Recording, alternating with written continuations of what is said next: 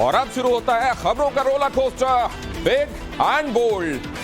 हर खबर पूरी खबर विदाउट वेस्ट ऑफ टाइम। और सबसे पहले आज की आउटस्टैंडिंग बिग एंड बोल्ड खबरें। ये रही वो खबरें जिन पर आज खास तौर से रहने वाली है निगाहें। यहां देखिए जरा, चांद पर तिरंगा फहराएगा। ये मौका हम सब के लिए गौरव लेकर आएगा। आज चंद्रयान मिशन 3 रवाना हो गया है और बहुत जल्द ये चंद्रमा पर आपको लैंड करता हुआ भी दिखाई देगा। अगस्त में 23 तारीख को गौरव का वो लम्हा हमारा प्रतीक्षा कर रहा है। हम सब कुछ आपको बताएंगे आज इस खबर में। बात दिल्ली में आई उस सियासी बाढ़ की भी होगी जिसका खमियाजा राजधानी लगातार भुगत रही है। ये सियासत इस समय क्यों, ये सवाल धर्मांतरण गैंग के उस हैवान का चेहरा भी आज बेनकाब होगा जिसने एक हिंदू लड़की की जिंदगी बर्बाद कर दी। ये पूरी खबर आपके सामने होगी। और फ्रांस में कैसे छा गए बॉस मोदी, पूरी खबर आज आपको दिखाएंगे। लेकिन सबसे पहले मैं आपको दिखाता हूं आज की ये पहली big and bold story. Big and bold में सबसे पहले आप देखिए भारत के लिए गौरव का लम्हा आज कौन सी खबर लेकर आई। अंतरिक्ष में हिंदुस्तान की सबसे बड़ी कामयाबी की इबारत आज कैसे लिखी गई। इसरो ने आज तीसरे मून मिशन चंद्रयान 3 की सफल लॉन्चिंग की। आंध्र प्रदेश के श्रीहरिकोटा स्थित सतीश धवन स्पेस सेंटर से दोपहर 2:35 पर LBM-3 रॉकेट के जरिए इसे लॉन्च किया गया और 16 मिनट के अंदर ही यह पृथ्वी की कक्षा में स्थापित हो गया। सफल लॉन्चिंग के बाद इसरो के वैज्ञानिकों की कोशिशें चांद की सतह पर लैंडर विक्रम की सॉफ्ट लैंडिंग करवाने की है। विक्रम लैंडर की सफल लैंडिंग के बाद भारत ऐसा करने वाला दुनिया का चौथा देश बन जाएगा। इसरो की इस उपलब्धि पर प्रधानमंत्री नरेंद्र मोदी ने भी खुशी जताई है और इसे स्पेस की दुनिया में नया अध्याय बताया है। वहीं अमेरिका की स्पेस एजेंसी नासा ने भी इसरो को चंद्रयान 3 की सफल लॉन्चिंग पर बधाई दी है। और अब आपको बहुत जल्दी से यह बता देता हूं कि ये क्यों खास है। चंद्रयान 3 क्यों खास है, जरा देखिए। चंद्रयान 2 से इसका जब आप कंपैरिजन करते हैं तो आपको पता चलता है इस बार क्या क्या तब्दीलियां आई और किस तरीके से इस बार फेलियर बेस्ड मॉडल इसे बताया गया। पिछली गलतियों से सबक लेकर इस बार क्या क्या किया गया। चंद्रयान 2 से इस बार का कंपैरिजन, चंद्रयान 3 को कैसे बेहतर बनाया गया, चंद्रयान 2 से कैसे अलग रहा यह मिशन, बहुत जल्दी से आपको दिखाते हैं। चांद पर पहुंचने के समय की बात कर लीजिए आप। चंद्रयान 2 को 48 दिन लगे जबकि चंद्रयान 3 करीब 41 दिन में यहां पर पहुंच जाएगा। चंद्रयान 2 ने 23 दिनों तक धरती का चक्कर लगाया था जबकि चंद्रयान 3 करीब 22 दिनों तक धरती के चक्कर लगाएगा। चंद्रयान 2 ने 13 दिनों तक चांद के चक्कर लगाए थे लेकिन चंद्रयान 3 15 दिनों तक चांद के चक्कर लगाकर लैंडिंग के लिए तैयार हो जाएगा। बजट पर अगर आप आए तो चंद्रयान 2 में 960 करोड़ रुपए खर्च हुए थे। यह भी मैं आपको बता दूं कि आदि पुरुष जैसी फिल्म बनाने में 700 करोड़ रुपए खर्च कर दिए गए। वहां तालियां नहीं मिली, वहां गालियां मिली और यहां पर आज इसकी लॉन्चिंग के बाद लोगों ने जबरदस्त तालियां बजाकर इसका स्वागत किया। बहरहाल यहां 960 करोड़ रुपए खर्च हुए तो 3 में 615 करोड़ रुपए, 960 से 615। बजट भी कंपेयर कर लीजिए, पहले से कम हुआ है। चंद्रयान 2 का वजन 3850 किलो था लेकिन चंद्रयान 3 का वजन 3900 किलो। वजन पहले से ज्यादा, कीमत लागत पहले से कम और पहले के मुकाबले लगने वाला समय भी कम। मतलब कई चीजों का ध्यान रखते हुए और यह भी इंश्योर किया जा रहा है इस बार कि लैंडिंग सॉफ्ट होनी चाहिए क्योंकि यह सबसे बड़ा चैलेंज है। बिग एंड बोल्ड में राजधानी दिल्ली से जुड़ी अगली अहम खबर आपको दिखाता हूं। दिल्ली में यमुना का पानी कम होना शुरू हो गया है लेकिन खतरा टला नहीं है। मौसम विभाग के अनुसार अगले 4 से 5 दिनों तक उत्तराखंड में एक बार फिर से तेज बारिश हो सकती है। साथ ही हिमाचल प्रदेश में भी बारिश की संभावना जताई गई है। अगर ऐसा हुआ तो पहाड़ों से एक बार फिर यमुना में पानी पहुंचने लगेगा और पहाड़ों से ये पानी जब यमुना में पहुंचेगा तो ये बाढ़ दिल्ली में और विकराल रूप ले सकती है। दिल्ली में पहले से ही निचले इलाके बाढ़ किसी स्थिति की चपेट में और बाढ़ का पानी दिल्ली के पौष इलाकों तक पहुंचने लगा है। ऐसे में पहाड़ों पर होने वाली बारिश दिल्ली के लिए खतरे की किसी घंटी से कम नहीं है। दिल्ली में भले ही बाढ़ का पानी कम होना शुरू हो गया है लेकिन सियासी बाढ़ सारे रिकॉर्ड तोड़ रही है। केजरीवाल सरकार ने हरियाणा की बीजेपी सरकार पर आरोप लगाया है। विकल्प होते हुए भी हथनी कुंड बैराज से सिर्फ दिल्ली की तरफ पानी छोड़ा गया, ये केजरीवाल की तरफ से कहा गया है। तो उधर हरियाणा के सीएम खट्टर इसे प्राकृतिक आपदा कह रहे हैं। आम आदमी पार्टी आरोप लगा रही है कि बीजेपी ने हार का बदला लेने के लिए दिल्ली को डुबोया, लेकिन खट्टर कह रहे हैं कि इस पर सियासत नहीं होनी चाहिए। आम आदमी पार्टी का कहना है कि हथनी कुंड बैराज में 3 कैनाल है लेकिन पानी सिर्फ यमुना वाली कैनाल में छोड़ा गया। इस पर हरियाणा सरकार का कहना है कि बैराज में सीमित मात्रा में पानी इकट्ठा कर सकते सकते हैं, लिहाजा पानी छोड़ना पड़ा क्योंकि वहां डैम में एक निश्चित मात्रा से ज्यादा पानी होता तो वो भी खतरनाक हो सकता था। और जब यह फैसला लिया जा रहा था तो इसकी जानकारी भी दिल्ली सरकार को दे दी गई थी। ये खट्टर कह रहे हैं, लेकिन केजरीवाल कह रहे हैं कि ये जानबूझकर यमुना कनाल में ज्यादा पानी इसलिए छोड़ा गया ताकि दिल्ली वालों से अपनी हार का बदला लिया जा सके। अब देखिए, ये जो सियासत की बाढ़ इस समय आई हुई है, ये तो उस बाढ़ के आगे बहुत बड़ी साबित हो रही है जो असल में लोगों को डुबा रही है। बिग एंड बोल्ड में अगली अहम खबर, दिल्ली में 3 बच्चों की मौत पानी से डूबने से हो गई। घटना जहांगीरपुरी के मुकुंदपुर की है। एक मैदान में बारिश का पानी भरा हुआ था, तीनों बच्चे नहाने गए। जिन बच्चों की मौत हुई है उनकी उम्र 10 से 13 साल के बीच की है। शवों को पानी से निकाल लिया गया है। दिल्ली में आज भी यमुना का रौद्र रूप दिखाई दिया। हालांकि बाढ़ का पानी पहले से कम होना शुरू हुआ है, लेकिन जैसा हमने आपको बताया, खतरे की घंटी अभी बजनी बंद नहीं हुई है। वजह क्या है, ये रिपोर्ट।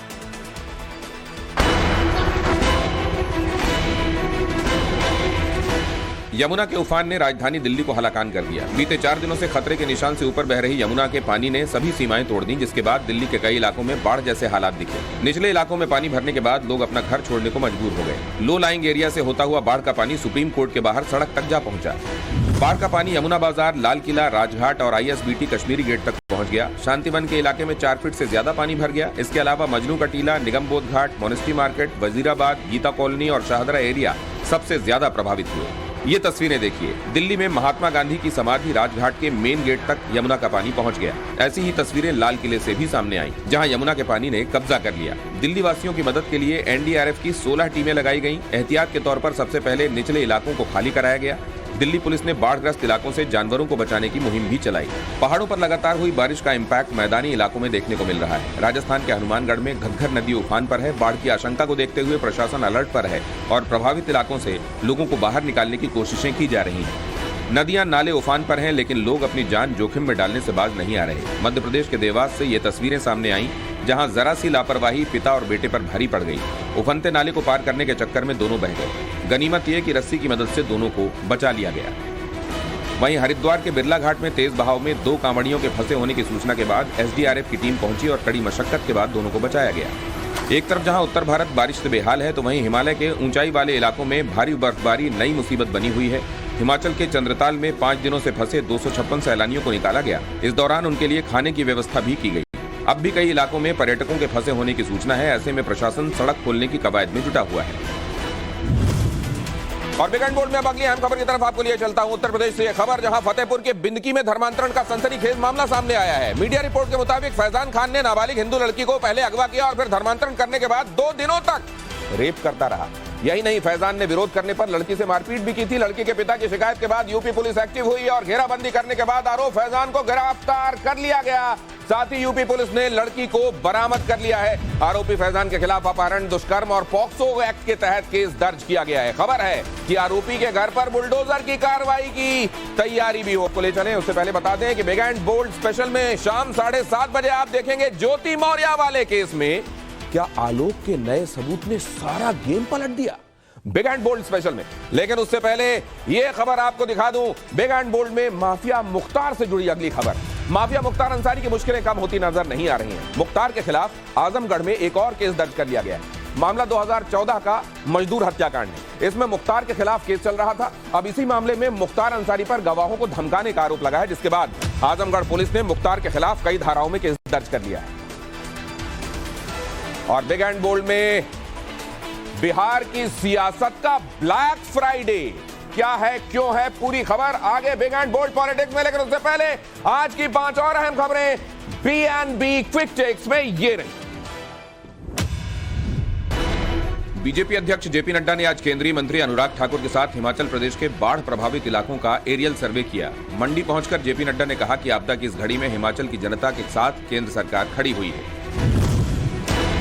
दिल्ली शराब घोटाले के मामले में मनीष सिसोदिया की जमानत याचिका पर सुप्रीम कोर्ट ने CBI और ED को नोटिस जारी किया है। सिसोदिया ने पत्नी की बीमारी की वजह से अंतरिम जमानत की अर्जी दायर की है। याचिका पर अब 28 जुलाई को सुनवाई होगी। और अब बिग एंड बोल्ड पॉलिटिक्स, पहले यह खबर देखिए। पटना में प्रदर्शन के दौरान लाठीचार्ज में बीजेपी कार्यकर्ता की मौत के विरोध में आज बीजेपी ने सरकार के खिलाफ हल्ला बोला। बीजेपी नेताओं ने ब्लैक डे मनाते हुए विधानसभा में प्रदर्शन किया। हंगामे के बीच सदन की कार्रवाई भी रोकनी पड़ी। काला बिल्ला लगाकर पहुंचे बीजेपी विधायकों ने विधानसभा के बाहर प्रदर्शन करते हुए नीतीश सरकार से इस्तीफे की मांग कर डाली। बीजेपी ने आरोप लगाया कि बिहार की पुलिस नीतीश कुमार के संरक्षण में काम कर रही है। ऐसे में विधानसभा और लोकसभा में विशेषाधिकार हनन लाएंगे। पूरे मामले पर आज नीतीश कुमार मीडिया के सवालों से बचते नजर आए। वहीं पूर्व मुख्यमंत्री राबड़ी देवी ने विधान परिषद से निकलने के बाद कहा, बीजेपी सरकार ही हमला करवाती है।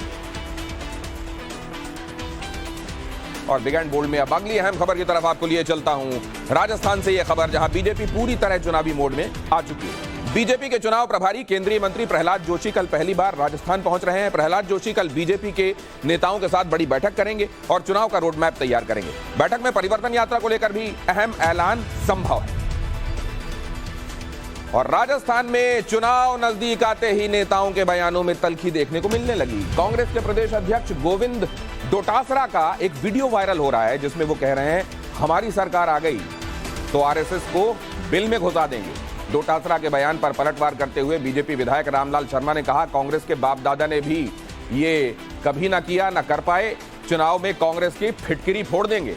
बता दें कि राजस्थान में आचार संहिता लगने में अभी करीब 2 महीने का वक्त है, लेकिन नेताओं की जुबानी जंग सियासी पारा बढ़ाने लगी है। मर्यादाएं तार तार होना शुरू हो चुकी हैं। और अब अगली अहम खबर, मध्य प्रदेश के सीधी से सीधी में हुए पेशाब कांड पर घिरे बीजेपी विधायक का बड़ा बयान सामने आया है। मीडिया रिपोर्ट्स के हवाले से खबर है कि विधायक केदार शुक्ला ने कहा है कि आरोपी प्रवेश शुक्ला के घर पर बुलडोजर जल्दबाजी और दबाव में चला दिया गया। मीडिया ने दबाव बनाया, इसलिए बुलडोजर चल गया। साथ ही उन्होंने ये भी कहा है कि पेशाब कांड की घटना से वहां का ब्राह्मण समाज मुझसे नाराज नहीं है और इस बार मुझे पिछले बार से भी ज्यादा वोट मिलेंगे। साथ ही उन्होंने ये दावा भी किया कि आदिवासी समुदाय के लोग भी उनके साथ हैं। आपको याद होगा कि ये बुलडोजर कार्रवाई होने के बाद ब्राह्मण सभा ने एक प्रदर्शन शुरू किया था और उनका कहना यह था कि ये बुलडोजर की कार्रवाई अनुचित थी और इसका मुआवजा घर तोड़े जाने का दिया जाना चाहिए। केदार शुक्ला इस बात को अब भाप गए हैं कि शायद ये नाराजगी उनके लिए महंगी पड़ जाए, इसीलिए वो बुलडोजर की कार्रवाई को जल्दबाजी में की गई कार्रवाई करार दे रहे हैं और कह रहे हैं ब्राह्मण समाज मुझसे नाराज नहीं है। अगली अहम खबर का रुख करते हैं। इंदौर में स्टूडेंट्स के उग्र प्रदर्शन के मामले में नया मोड़ आ गया है। मध्य प्रदेश सरकार इसके पीछे कोचिंग संचालकों का हाथ बता रही है। गृह मंत्री नरोत्तम मिश्रा ने यह कहा कि जिनका चयन नहीं हुआ उन्हें प्लान करके सड़कों पर उतारा गया। वहीं इस बात पर एग्जाम में चयनित हुए कैंडिडेट्स भी, यही बात इस एग्जाम में चयनित हुए कैंडिडेट्स भी कह रहे हैं। और अब अगली अहम खबर, महाराष्ट्र की सियासत से जुड़ी हुई। महाराष्ट्र कैबिनेट में अजीत पवार गुट के सभी 9 विधायकों के मंत्रालयों का बंटवारा हो गया। सबसे ज्यादा पेज जिस वित्त मंत्रालय पर फंसा हुआ था वो अजीत पवार के खाते में चला गया। इसके अलावा छगन भुजबल को खाद्य आपूर्ति और दिलीप वलसे पाटिल को सहकारिता मंत्रालय का पद मिला है। 2 जून को अजीत पवार समेत उनके गुट के 9 विधायकों ने शपथ ली थी। उसके बाद विभागों के बंटवारे पर मैराथन बैठकें चली और 2 दिन पहले दिल्ली में अजीत पवार की अमित शाह से मुलाकात हुई। वित्त मंत्रालय मिलना अजीत पवार के लिए एक बड़ा कामयाबी वाला मामला माना जा रहा है, क्योंकि इसी विभाग के बंटवारे पर सबसे ज्यादा माथापच्ची चल रही थी। और बिग एंड बोल्ड में अब अगली अहम खबर हरियाणा से। हरियाणा में कांग्रेस के वरिष्ठ नेता भूपेंद्र सिंह हुड्डा ने राज्यपाल बंडारू दत्तात्रेय से मुलाकात कर बाढ़ प्रभावित इलाकों के हालात पर चर्चा की है। इस मुलाकात के बाद भूपेंद्र सिंह हुड्डा ने कहा कि भारी बारिश और बाढ़ से हरियाणा में किसानों की लाखों एकड़ में लगी फसल बर्बाद हो गई है। सरकार को इस बर्बादी का सर्वे करवाकर 40,000 रुपए प्रति एकड़ की दर से किसानों को मुआवजा देना चाहिए। साथ ही उन्होंने पंजाब सरकार पर टॉन्ट कसा कि अगर पंजाब सरकार ने सतलुज यमुना लिंक नहर को डिनोटिफाई नहीं किया होता तो आज पंजाब भी बाढ़ की चपेट में आने से बच जाता। छा गए बॉस, पूरी खबर बिग एंड बोल्ड इंटरनेशनल में आप देखेंगे, लेकिन पहले देखिए आज की पॉलिटिक्स की 5 और अहम खबरें 1 मिनट में। B&B quick takes. लोकसभा चुनाव के लिए बीजेपी ने अल्पसंख्यकों को साधने की खास रणनीति बनाई है। पार्टी का फोकस पसमानदा मुसलमानों पर है। इसके लिए बीजेपी अल्पसंख्यक मोर्चा पसमानदा स्नेह संवाद यात्रा शुरू करने की योजना बना रही है। इस यात्रा का मुख्य लक्ष्य पसमानदा मुसलमानों में मोदी सरकार के प्रति भरोसा और विश्वास पैदा करना है। मेरठ में आज कांवड़ियों पर मुख्यमंत्री योगी आदित्यनाथ ने पुष्प वर्षा की।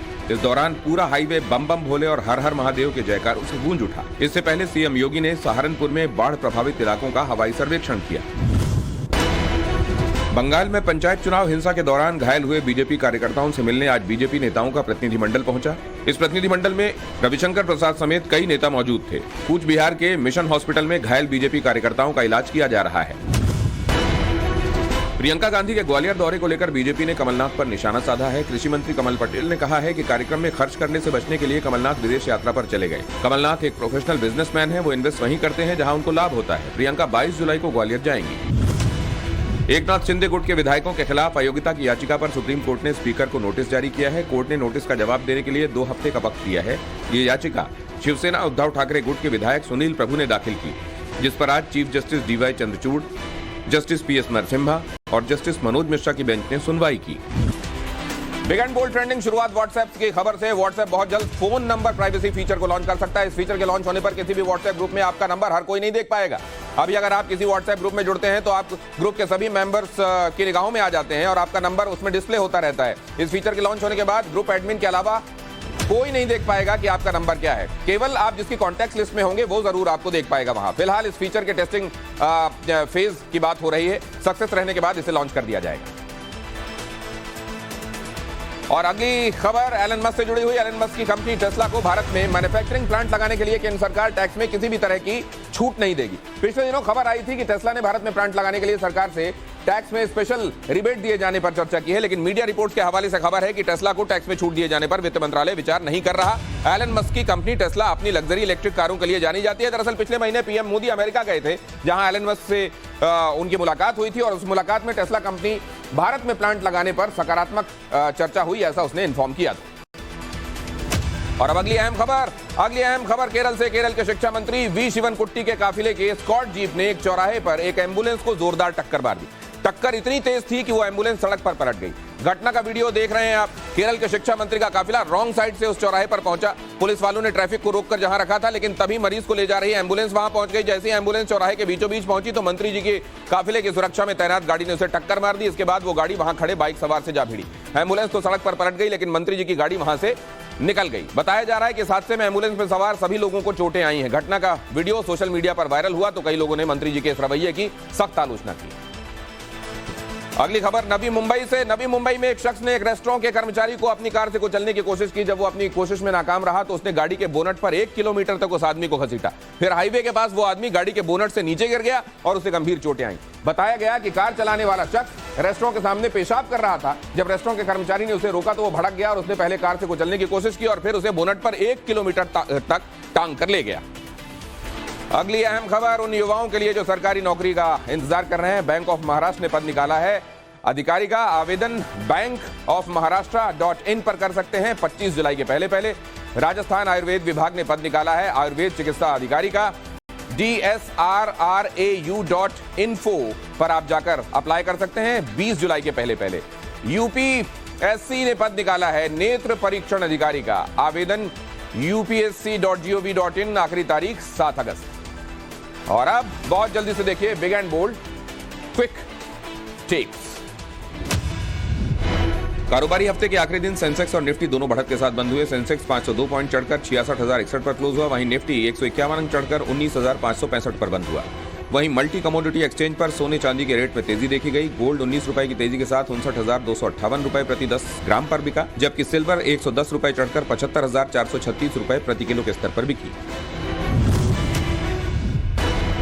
जून महीने में थोक महंगाई दर -4.12% पर आ गई है। WPI में लगातार तीसरे महीने यह गिरावट दर्ज की गई है। इतना ही नहीं, थोक महंगाई 8 साल के न्यूनतम स्तर पर है। यशस्वी जायसवाल ने डेब्यू टेस्ट में अपनी सेंचुरी माता पिता को डेडिकेट की है। वेस्टइंडीज के खिलाफ पहले टेस्ट में शतक लगाने के बाद 21 साल के भारतीय ओपनर ने इसे इमोशनल मोमेंट बताया। वहीं शतक के बाद यशस्वी के पिता भूपेंद्र जायसवाल कांवड़ यात्रा पर निकल गए हैं। उन्होंने कहा कि भोलेनाथ से बेटे की मेहनत कामयाब होने की कामना करूंगा। एक्ट्रेस हुमा कुरैशी की वेब सीरीज महारानी का तीसरा सीजन शूट हो रहा है। खबर है कि 3rd सीजन में हुमा का किरदार तमिलनाडु की पूर्व मुख्यमंत्री जयललिता से प्रेरित होगा। पहले 2 सीजन में हुमा ने हाउसवाइफ रानी भारती के सीएम बनने और प्रदेश की राजनीति में छा जाने वाली हस्ती का रोल प्ले किया था। कहा गया कि यह किरदार बिहार की पूर्व मुख्यमंत्री राबड़ी देवी से प्रेरित था। बीती रात एक्ट्रेस आलिया भट्ट अपनी मां सोनी राजदान और बहन शाहीन भट्ट के साथ मुंबई में डिनर के लिए निकली थी। रेस्टोरेंट के बाहर आलिया को एक फोटोग्राफर की चप्पल अपने हाथ से उठाते हुए देखा गया। वीडियो सोशल मीडिया पर वायरल है। फैंस आलिया के इस जेस्चर की तारीफ कर रहे हैं। और बिग एंड बोल्ड स्पेशल में आगे आप देखेंगे 12 साल बाद कोई किसी पर दहेज प्रताड़ना का केस करता है क्या? ज्योति मौर्य कैसे फंस गई? बिग एंड बोल्ड स्पेशल एक छोटे से ब्रेक के बाद हाजिर होते हैं। अब आप देख रहे हैं बिग एंड बोल्ड स्पेशल। कहानी में ट्विस्ट, आलोक और ज्योति की कहानी में नया ट्विस्ट आया है। आलोक के सबूतों ने सारा गेम पलट दिया है। अब एसडीएम ज्योति मौर्य और होमगार्ड कमांडेंट मनीष दुबे पर कानूनी शिकंजा कस रहा है, जिसके बाद ज्योति मौर्य अपने ऊपर लगे आरोपों पर सफाई दे रही हैं। मनीष दुबे पर एक्शन की खबरों से पहले ज्योति कैमरे पर आने से बच रही थी, लेकिन जैसे ही ज्योति को लगा कि अब आलोक का पल्ला भारी पड़ने लगा है तो ज्योति कैमरे पर आ गई। ज्योति ने मीडिया के कैमरे पर क्या क्या कहा, सोशल मीडिया पर ज्योति के आरोपों को लोग बहानेबाजी क्यों बता रहे हैं, और क्या वाकई एसडीएम ज्योति मौर्य उनको कुर्सी जाने का डर सताने लगा है? क्या आप ज्योति मौर्य आलोक से समझौते के लिए रेडी हो गई हैं? हर सवाल का जवाब इस एक्सक्लूसिव रिपोर्ट।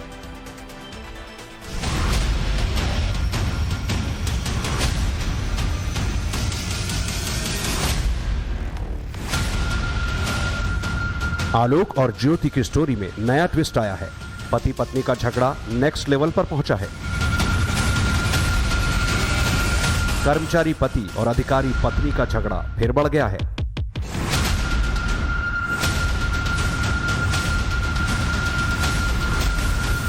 आलोक और ज्योति मौर्य की कहानी एक लव स्टोरी से शुरू हुई थी। मनीष दुबे की एंट्री हुई और पिक्चर बेवफाई की बन गई। फिर मामला बढ़ा। आलोक ने मीडिया के सामने आकर पूरा किस्सा सुना दिया। सोशल मीडिया पर आलोक के फेवर में माहौल बना। सोशल मीडिया पर ज्योति विलेन बन गई। आलोक ने मनीष दुबे और ज्योति मौर्य से अपनी जान को खतरा बताया। डीजी होमगार्ड से मामले की शिकायत की तो जांच में मनीष दुबे गिल्टी प्रूफ हुआ। मनीष के सस्पेंशन की सिफारिश हुई। फाइल योगी के मंत्री की टेबल पर है। मनीष पर शिकंजा कसा तो ज्योति ने अपनी चुप्पी तोड़ी। कहानी फिर से पति पत्नी के झगड़े की हो गई। करीब 1 महीने से एसडीएम ज्योति मौर्य और आलोक की कहानी देश में ट्रेंड कर रही है। अगर 1-2 बार को छोड़ दे तो ज्यादातर एसडीएम ज्योति ने मामले पर चुप्पी साधे रखी, लेकिन अब पति पत्नी में फिर से हैवीवेट फाइट शुरू होने वाली है। वो इसलिए क्योंकि अब एसडीएम ज्योति मौर्य भी कैमरे पर सामने आने लगी है। ज्योति ने आलोक पर डायरेक्ट अटैक शुरू किए हैं। ज्योति ने एक इंटरव्यू दिया है जिसमें ज्योति ने 2 बड़े बयान दिए। ज्योति ने कहा कि आलोक उसकी प्राइवेट लाइफ की तस्वीरें वायरल कर सकता है, मतलब ये आलोक ज्योति को बदनाम करने की कोशिश कर सकता है। और दूसरा बयान कि आलोक पर उन्होंने दहेज उत्पीड़न का केस दर्ज नहीं कराया, बल्कि पुलिस से उन्होंने सिर्फ घर, कार और 50 लाख कैश की डिमांड की बात कही थी। इसी वजह से पुलिस ने धाराएं लगाई। ज्योति का कहना है कि उन्होंने दहेज उत्पीड़न के आरोप नहीं लगाए। हालांकि ज्योति ने यह भी कहा कि उनकी शादी को 7 साल से ज्यादा हो चुके हैं, तो दहेज उत्पीड़न की धाराओं को कोर्ट वैसे ही खारिज कर देगा, जो कि कानूनी तौर पर भी सही है। लेकिन सवाल है कि आखिर जब डाइवोर्स केस की फाइल कोर्ट में ओपन हो चुकी है, तब ज्योति ने अपनी चुप्पी क्यों तोड़ी? अचानक ज्योति को प्राइवेट फोटो के लीक होने की बात क्यों याद आई? क्या मनीष दुबे पर कानूनी एक्शन की खबर से ज्योति डर गई है? क्या ज्योति बैकफुट पर आ गई है?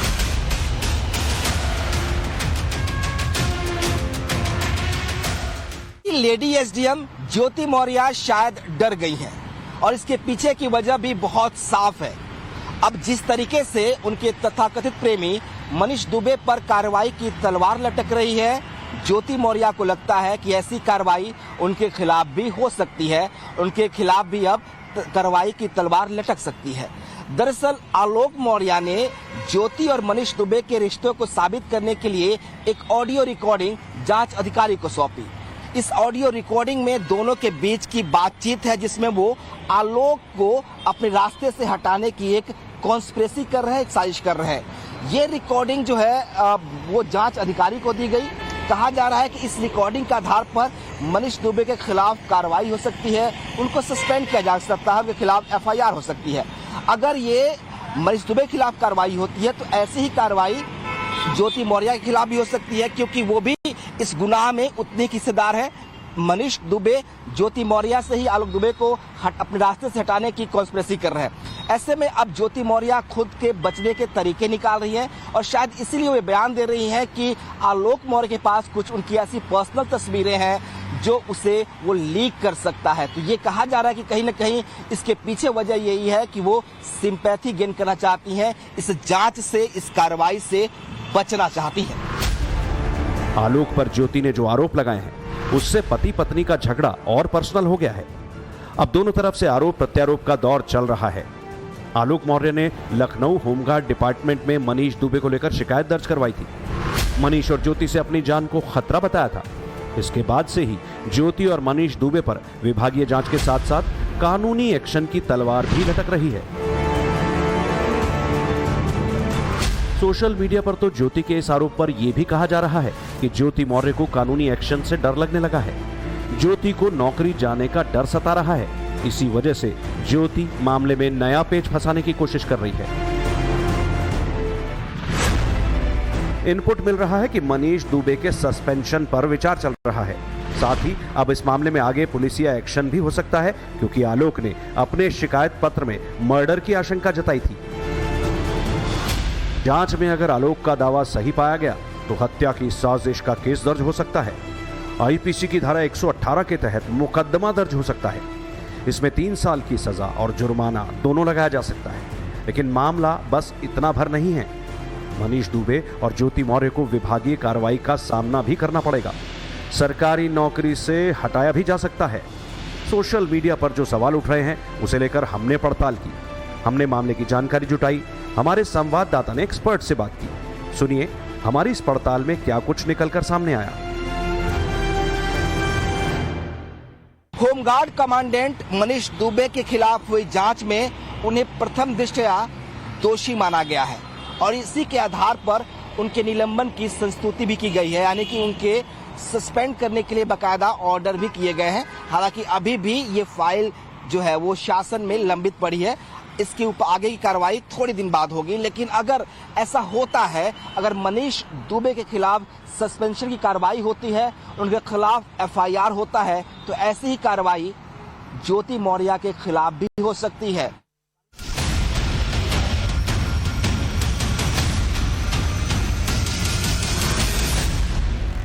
पति और पत्नी के बीच जो खटपट अब सबके सामने है, पूरा देश इस बात को जानना चाहता है कि आखिर आलोक और ज्योति के रिश्ते का क्या होगा।